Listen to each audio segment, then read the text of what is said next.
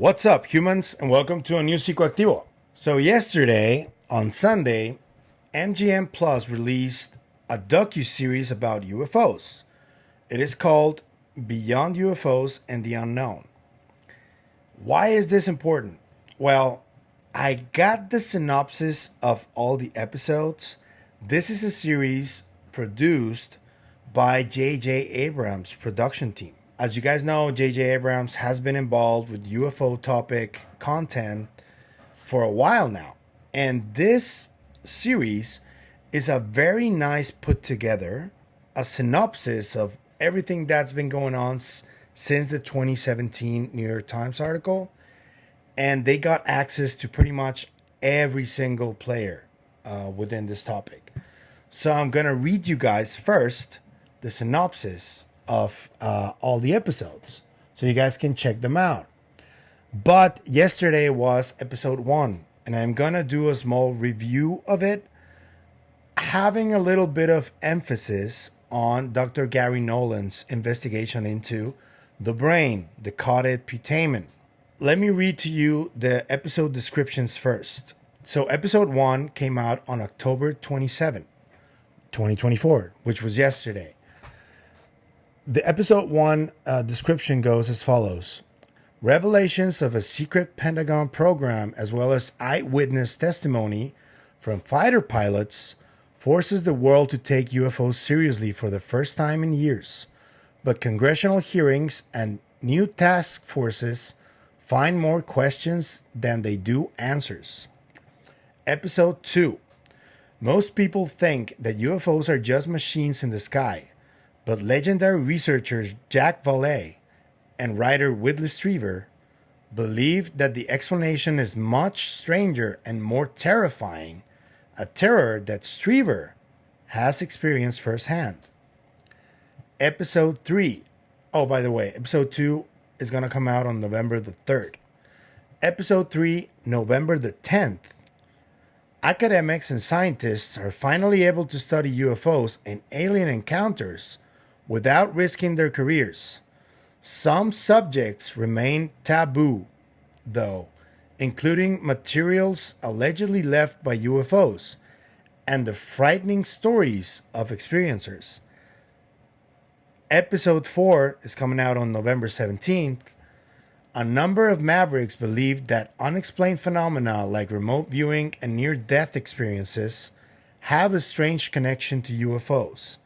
And this connection threatens to change everything we thought we knew about human consciousness. So it seems to me like this series is going to cover pretty much everything that the UFO phenomenon is about. The first one is going to be nuts and bolts. The second one is going to be the main theories and the main encounters phenomenon. They're going to rely on Dr. Jacques and writer Whitley Strieber. I happen to think that Dr. Jacques has one of the most logical theories about the phenomenon. On a side note, this week I'm going to be speaking to Ida Cuellar, who's going to come visit me to Tijuana. And we're doing a project that is going to be related to one of Jacques Vallée's books. And we're going to try and tackle the explanation of the phenomenon in a different way. But I think that this series is going to go a little bit into that. So I am very, very excited for episode 2. Pretty much every episode seems to be very, very interesting. And I just want to tell you guys, episode 3, which deals with experiencers and how taboo the topic has been, especially with materials. It seems to me they're going to speak about Chris Bledsoe's case, because in the book UFO of God, when Chris Bledsoe talks about this alleged material that came out of the UFO, they saved it, and when he met with people from the Pentagon and Tom DeLonge, they confiscated the material, and Chris Bledsoe and the other people who got it never saw it again. So what happened to that material? I would like to know. That's another one. And then remote viewing and near-death experiences. This is something that is very close to my heart because, as you guys know, I've told you before, I had a near-death experience, and a lot of things did change right after that happened for me. So I'm very interested to see what this is about. But this podcast is very much reliant on the consciousness aspect of it. So I'm gonna be obviously making a review of every episode here, but let's go to episode 1 because I think although this is like more like a overview of what happened since 2017 and what made people pay more attention, I am one of those people. When I saw Commander Fravor talking about the Tic Tac encounter, that's when I realized that something was going on. So that's what took me down a path of investigating this on a more serious level through journalism. But I don't think that was the most important part of the episode.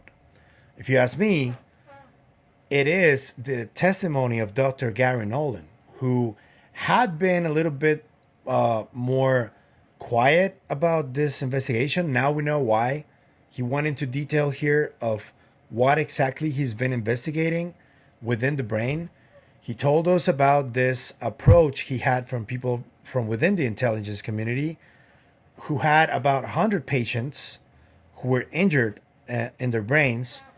85 of those patients were deemed to have experienced Havana syndrome, which is something different to the UFO phenomenon. Apparently, there are some type of energy weapons that are being used against diplomats and people within the intelligence community in other countries. And they're having effects that really, really affected their lives. They managed to cross out all of those cases, but 15 of these cases remain.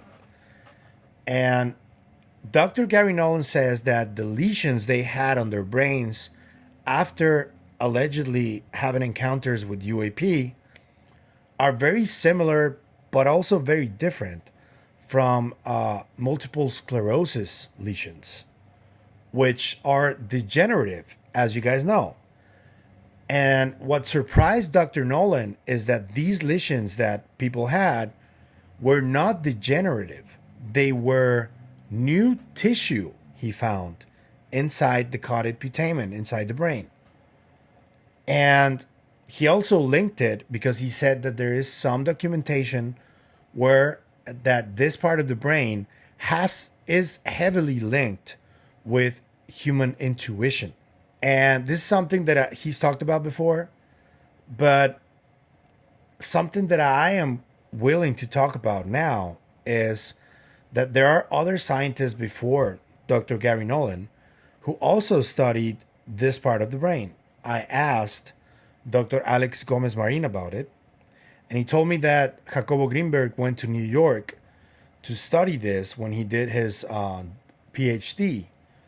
And that's where he learned that the caudate nucleus was very important to try and study parapsychology phenomena. And his study in Mexican shamans has been so important, but it has been overlooked for decades.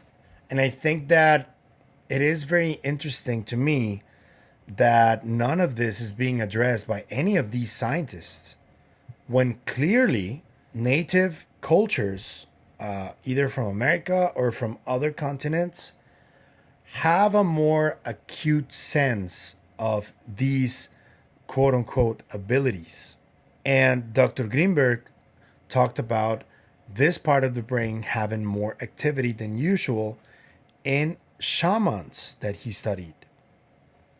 I did talk about Don Panchito in one of my episodes, link in the description, where they do notice that there is a higher level of activity in that part of the brain when he's performing his ritualistic surgeries. And I just want to know, is there a possibility that there is some kind of connection between people who experience the UFO phenomenon and are suddenly with more tissue living tissue inside that part of the brain, and it's given them more abilities to the shamans, who also had an unusually large activity in that part of the brain when they were performing their magic or sorcery or whatever you want to call it. So I want to hear your people's thoughts on this, because I do think that this is has some credence to it, simply because some of the most prepared individuals within the military, whether it's the intelligence community or Navy pilots, even Air Force pilots, I bet have had encounters. Why is an encounter with the UFO phenomenon having this effect in their brains?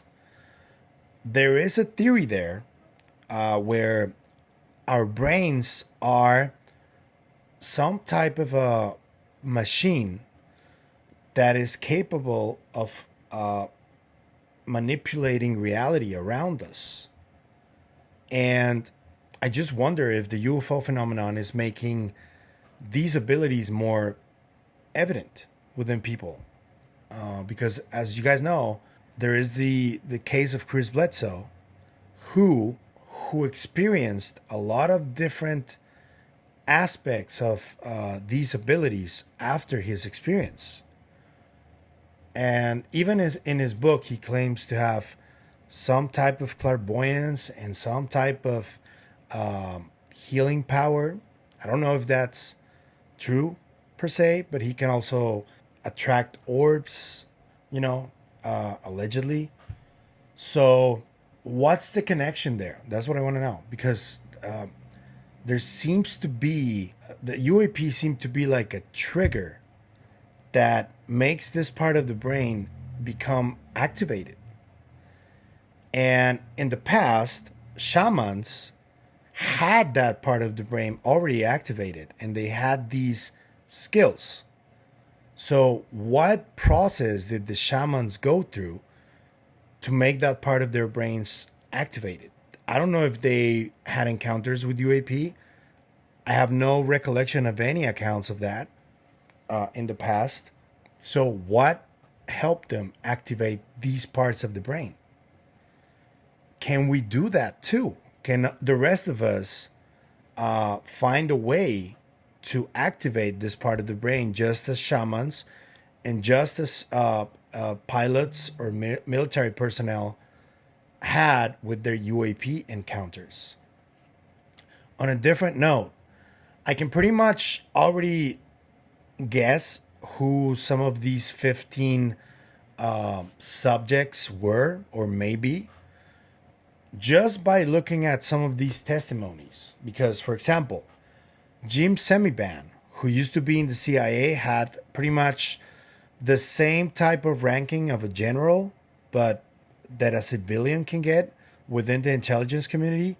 He reported this hitchhiker phenomenon.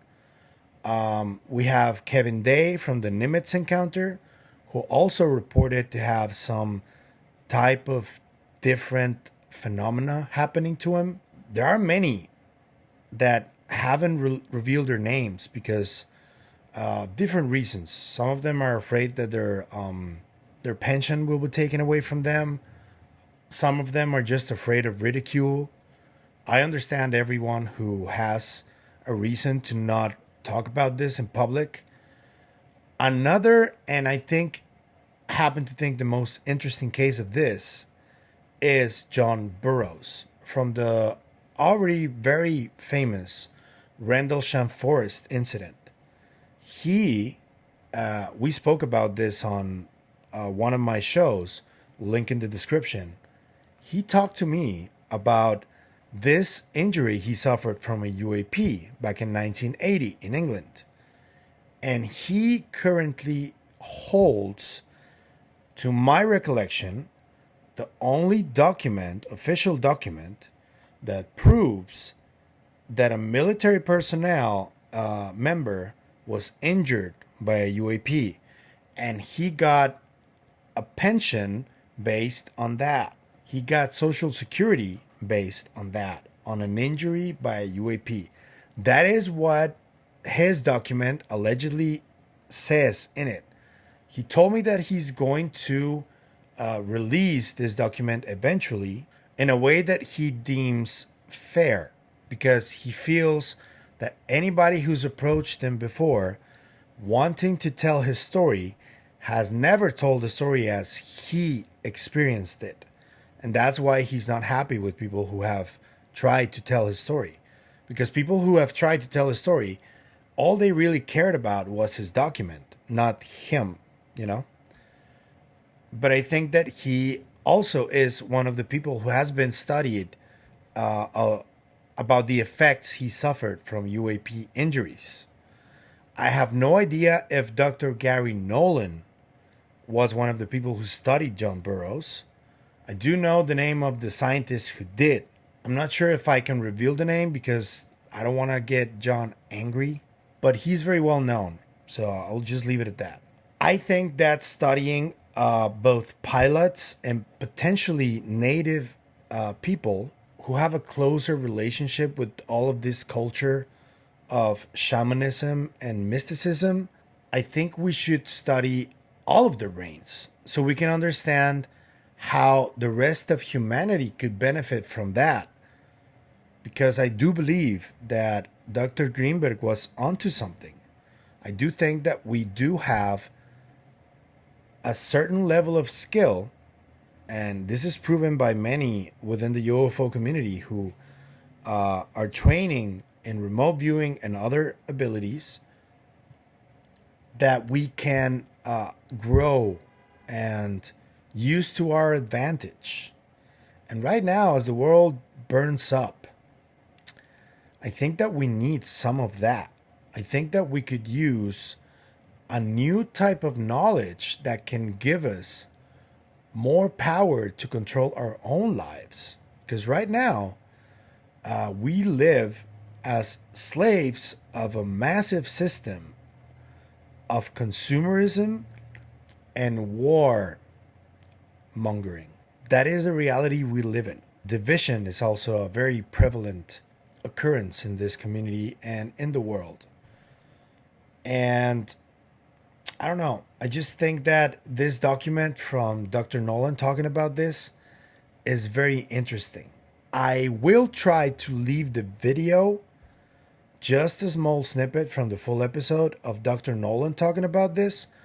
But if I'm not able to upload it due to copyright issues, I am going to do a tweet of the small clip of Dr. Nolan talking about this. And I'm going to leave the link to the tweet in the description. I am sorry if you don't use Twitter.